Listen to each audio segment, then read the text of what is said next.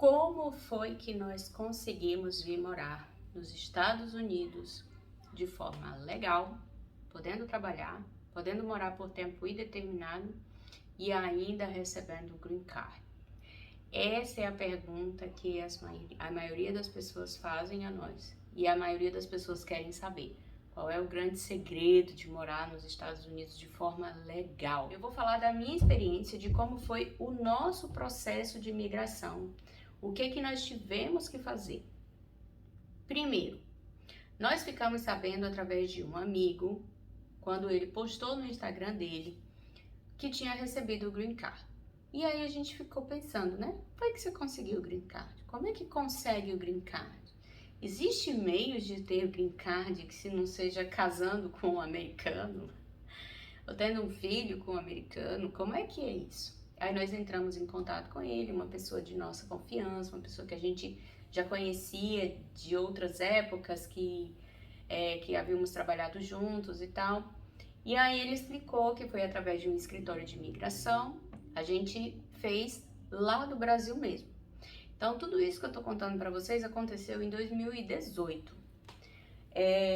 Nós ficamos sabendo e aí o nosso colega falou assim, entre em contato com a empresa, fala sobre o seu currículo, fala, no caso do Claudemar, fala o que você faz e vê o que eles falam a respeito de você ser interessante aplicar ou não. Porque antes de você pagar para os advogados, ou pagar para o escritório de imigração, eles fazem uma análise se você tem chance ou não. Porque se você não tiver chance de ser aprovado, eles nem pegam o seu caso.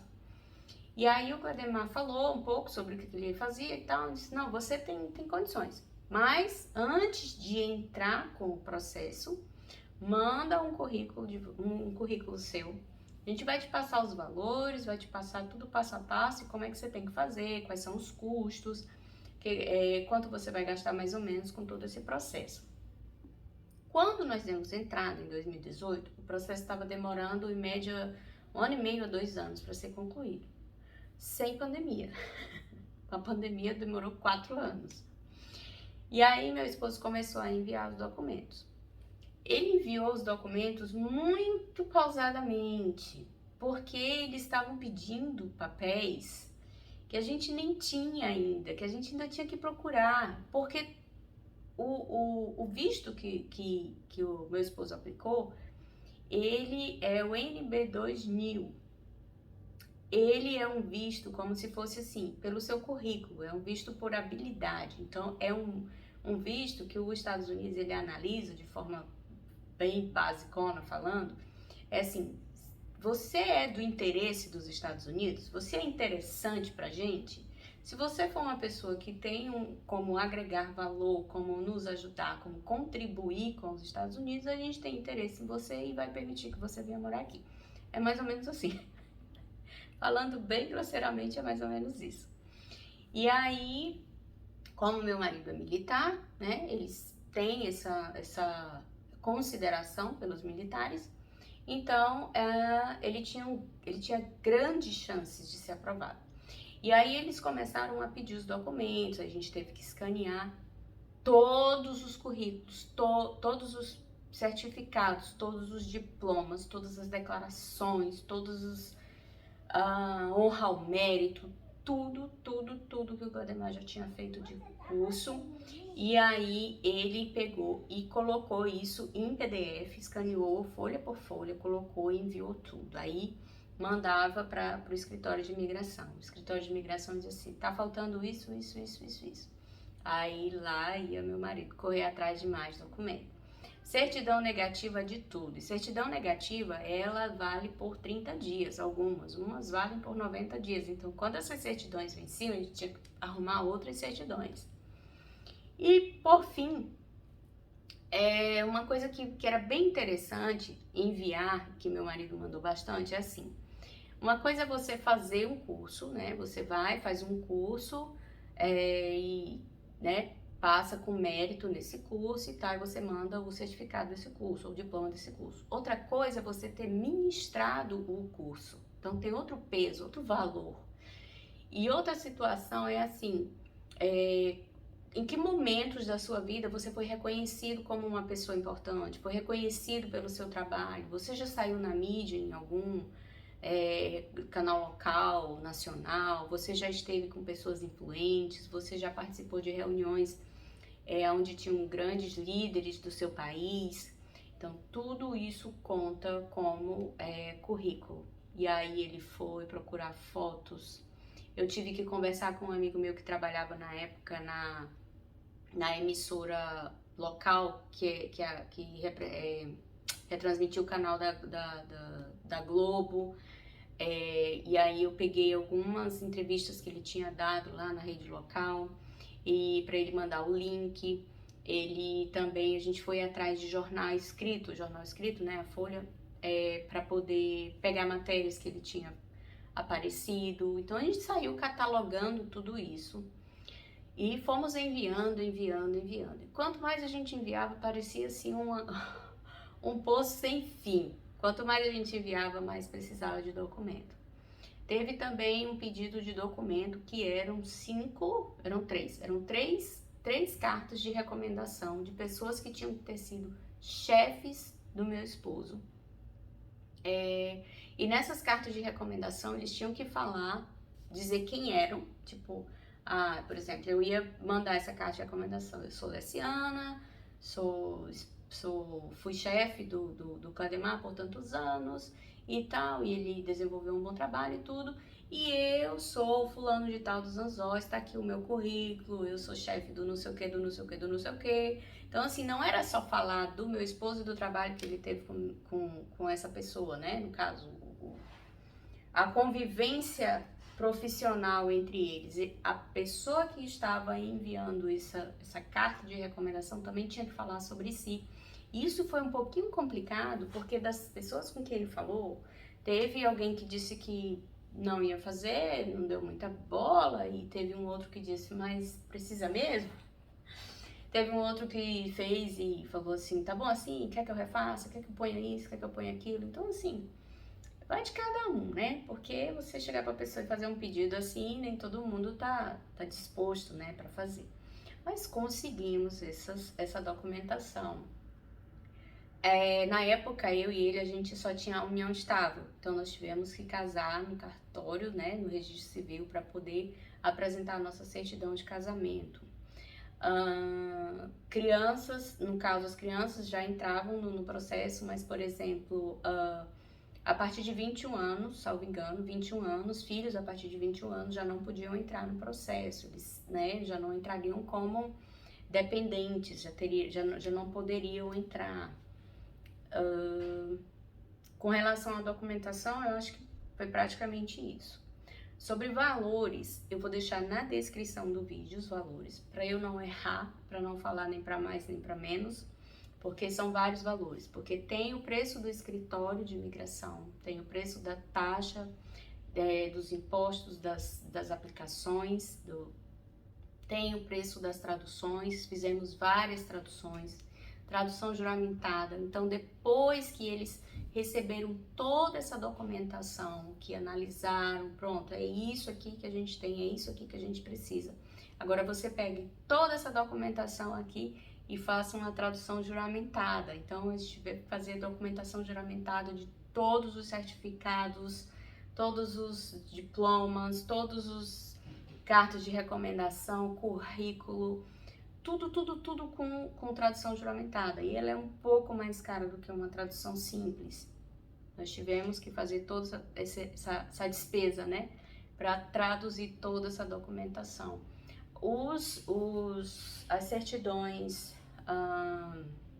de antecedentes criminais, alguns a gente conseguiu com facilidade, alguns você tira na internet bem fácil, mas outros já não era tão fácil. Tivemos que recorrer a amigos, né, que moram em estados, porque essas certidões, assim, se você morou mais de 6 meses em um estado, você precisa tirar uma certidão de antecedentes criminais daquele estado onde você viveu, a partir de 6 meses. Antes, com menos de 6 meses que você morou lá, não precisava. Então, nós fizemos essas traduções todas.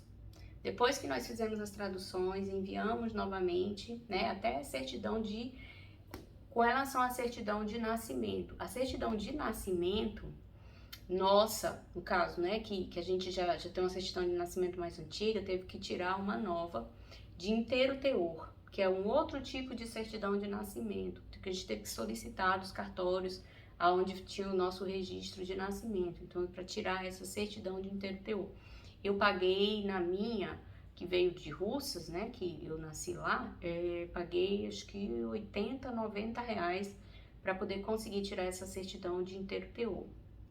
Da Cecília, que ela nasceu em 2014, a certidão de nascimento dela para Helena mudou o formato, né? Agora todas têm um formato amarelo e tal, então eu tive que atualizar a certidão de nascimento da Cecília, e da Helena eu tive que fazer de inteiro teor. Não sei porque a da Helena teve que fazer essa de inteiro teor, mas da Cecília não e da Helena sim. Enfim, e tudo isso teve que ser traduzido.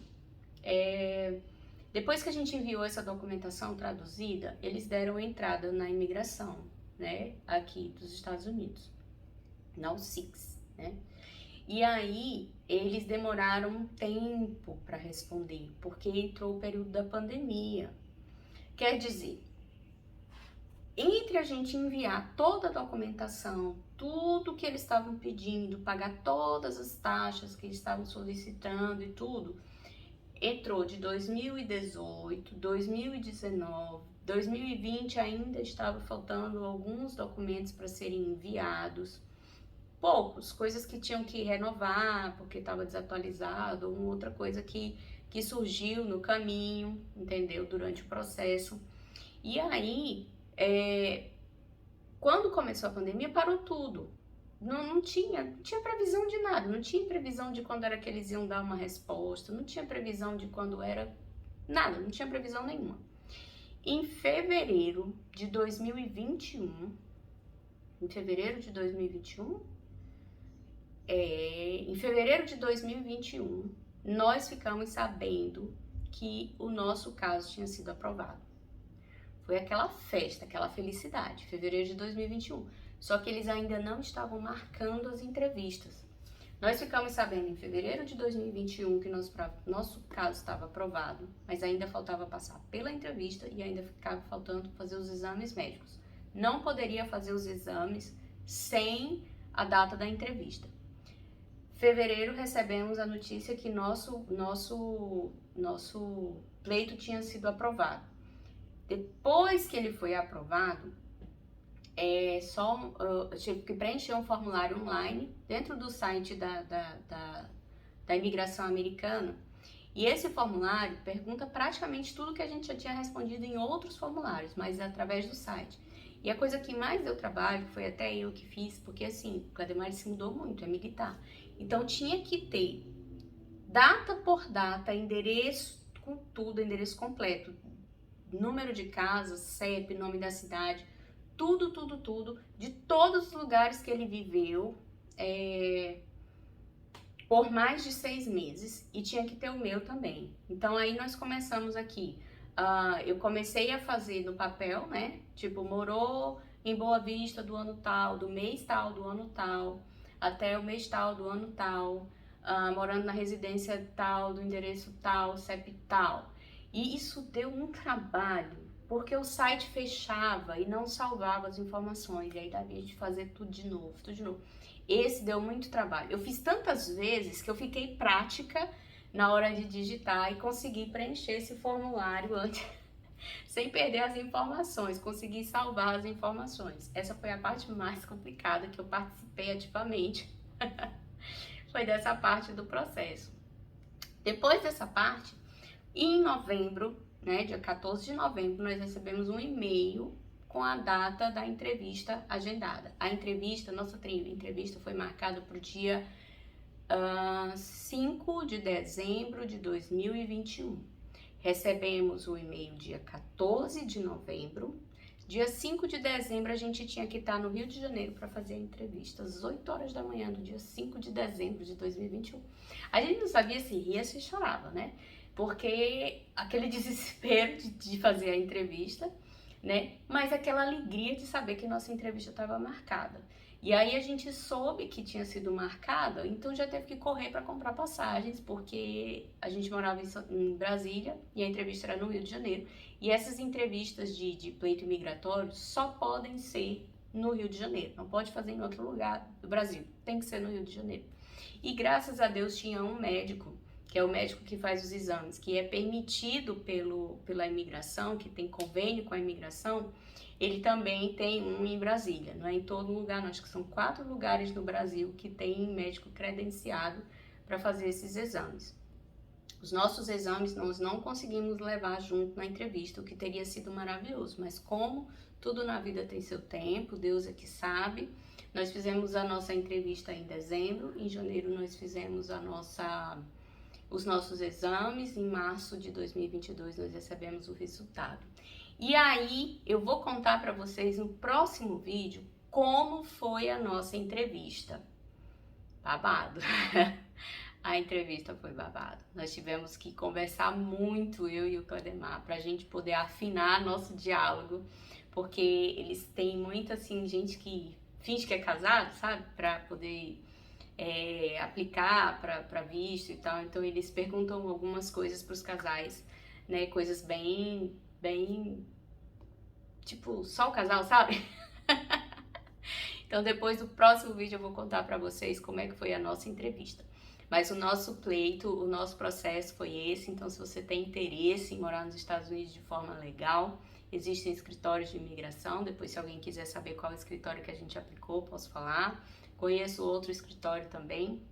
E aí, se você está gostando desse conteúdo, você já se inscreve no canal, ativa o sininho, que sempre que eu posso, eu estou postando aqui com relação à nossa vida aqui nos Estados Unidos e a nossa experiência e como foi todo o nosso processo, tá bom? Então, ó, um beijo, nos segue também lá no Instagram, @zamorinhas. Beijo!